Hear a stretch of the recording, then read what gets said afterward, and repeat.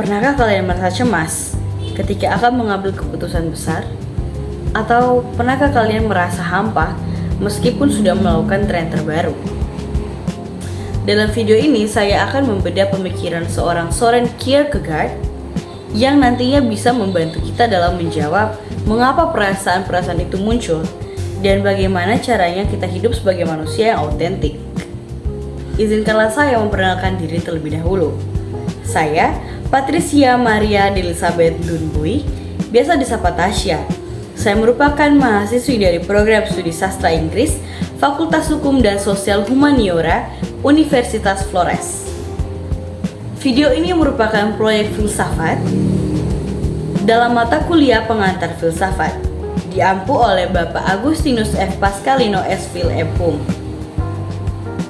Tentunya, sebelum kita mengetahui tentang gagasan seorang Soren Kierkegaard, kita harus mengenal terlebih dahulu siapa itu Soren Kierkegaard.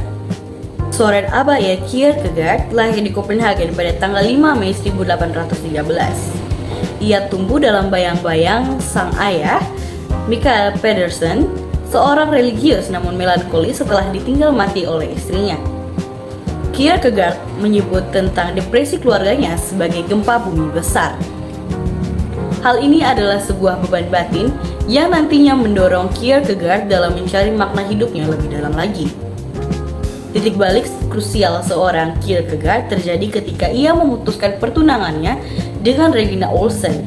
Pemutusan pertunangan ini bukan karena perasaan cintanya, melainkan karena ia merasa jika ia menikah hanya untuk terlihat normal dalam lingkungan sosialnya, maka ia telah mengkhianati jiwanya sebagai seorang pemikir. Kierkegaard rela dicela dan dianggap aneh oleh lingkungan sosialnya karena mengambil keputusan ini.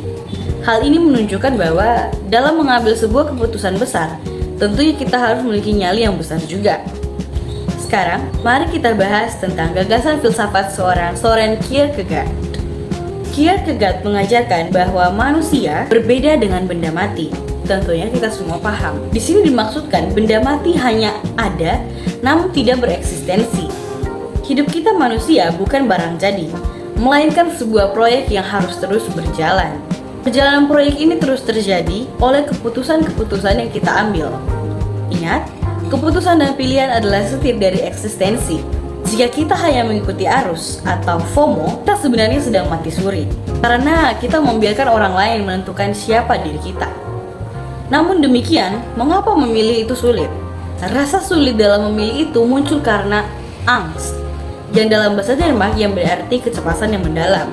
Soren Kierkegaard menyebutnya sebagai the dizziness of freedom, atau pusingnya kebebasan. Bayangkan kalian berdiri di tepi jurang yang tinggi. Rasa pusing itu akan muncul bukan cuma karena takut jatuh, tapi karena kalian sadar bahwa kalian punya kebebasan mutlak untuk memilih melompat atau tidak. Kecemasan ini adalah bukti bahwa kalian merupakan makhluk yang bebas. Dan dari sinilah kita belajar mengenai prinsip subjektiviteten sannheden, yang berarti bahwa subjektivitas adalah kebenaran. Kebenaran sejati bukanlah teori di buku, melainkan sesuatu yang kalian hidupi secara personal.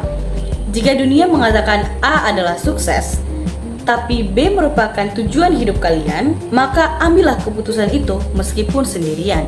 Selanjutnya, Kierkegaard membagi perjalanan hidup manusia dalam 3 tahap. Yang pertama, tahap estetis atau pemburu sensasi. Dalam tahap ini kita hanya mencari kesenangan sesaat hanya agar kita tidak merasa sendirian. Musuh utama dalam tahap ini sebenarnya adalah kebosanan. Dimana ketika kita sedang mencari sensasi-sensasi itu, kita akan dihadapi dengan rasa hambar yang nantinya membawa kita pada keputusasaan.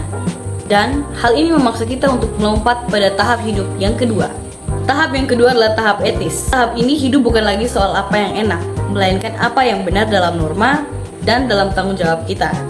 Kita mencoba menjadi manusia yang baik. Namun, rasa bersalah atas ketidaksempurnaan manusia mendorong kita untuk mencari sesuatu yang lebih tinggi daripada hukum sosial manusia. Dan hal ini membawa kita dalam puncak eksistensi, di mana kita akan masuk dalam tahap religius atau lompatan iman. Ini merupakan puncak eksistensi. di mana tahap ini terjadi hubungan pribadi yang jujur antara manusia dan Tuhan. Ketika kalian sampai di tahap ini, kalian sudah tidak lagi membutuhkan validasi dari kerumunan karena kalian telah berani mengambil langkah yang mungkin aneh bagi dunia. Namun tetap kalian ambil demi kejujuran iman kalian.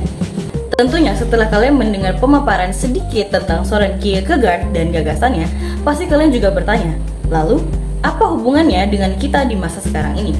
Hal ini saya bagi dalam 3 aspek. Yang pertama, aspek dalam kehidupan masyarakat. Kierkegaard sangat mengkritik dengan apa yang disebut sebagai mind dan atau kerumunan.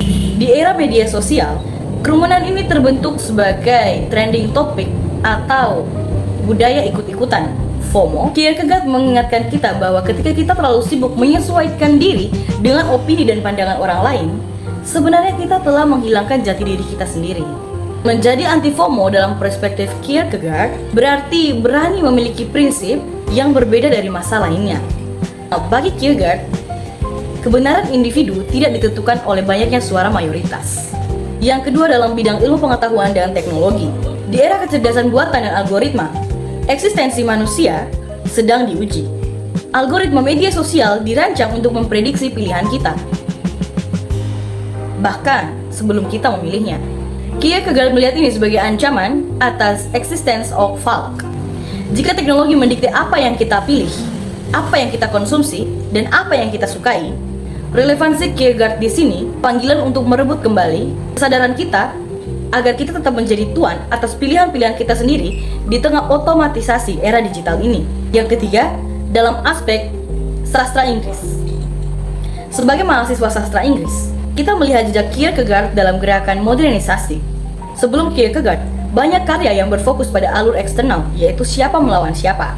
Namun setelah pengaruhnya meluas, penulis mulai fokus pada arus kesadaran. Contohnya terlihat dalam puisi T.S. Eliot yang berjudul The Love Song of J. Alfred Prufrock. Kita melihat karakter yang terjebak dalam kecemasan dan keraguan eksistensial, persis seperti konsep angst atau kecemasan yang mendalam. Kierkegaard memberikan bahasa bagi para penulis untuk menggambarkan betapa rumitnya pikiran manusia saat menghadapi kesepian dan pilihan hidup. Sebagai kesimpulan yang bisa kita ambil dari sang filsuf melankolis anti FOMO ini, yaitu kita sebagai manusia harus berani mengambil langkah sendiri. Jangan takut pada angst atau kecemasan, karena itu adalah tanda bahwa kita hidup dengan bebas. Kebenaran hidup Anda tidak ditentukan oleh seberapa banyak orang yang setuju dengan Anda, melainkan seberapa jujur Anda pada diri sendiri. Dan yang terakhir, hidup adalah sebuah perjalanan yang melalui berbagai tahapan. Jangan terjebak selamanya dalam tahap etis yang mengejar kesenangan sesaat. Tapi beranilah melakukan lompatan iman untuk menemukan makna hidup yang lebih dalam. Saya kira demikianlah penjelasan saya mengenai gagasan pemikiran Soren Kierkegaard. Semoga materi ini tidak hanya untuk memenuhi proyek filsafat saya, tapi juga memberikan perspektif baru bagi kita dalam menjalani hidup yang lebih autentik di tengah hiruk pikuk dunia modern. Terima kasih kepada Bapak Agustinus F. Pascalino yang telah membimbing mata kuliah ini. Dan terima kasih juga untuk seluruh teman-teman yang telah menonton video hingga akhir ini. Saya Patricia, hanya ingin sekedar mengingatkan kembali, jangan takut berbeda, dan tetaplah menjadi diri sendiri. Stay authentic, sampai jumpa!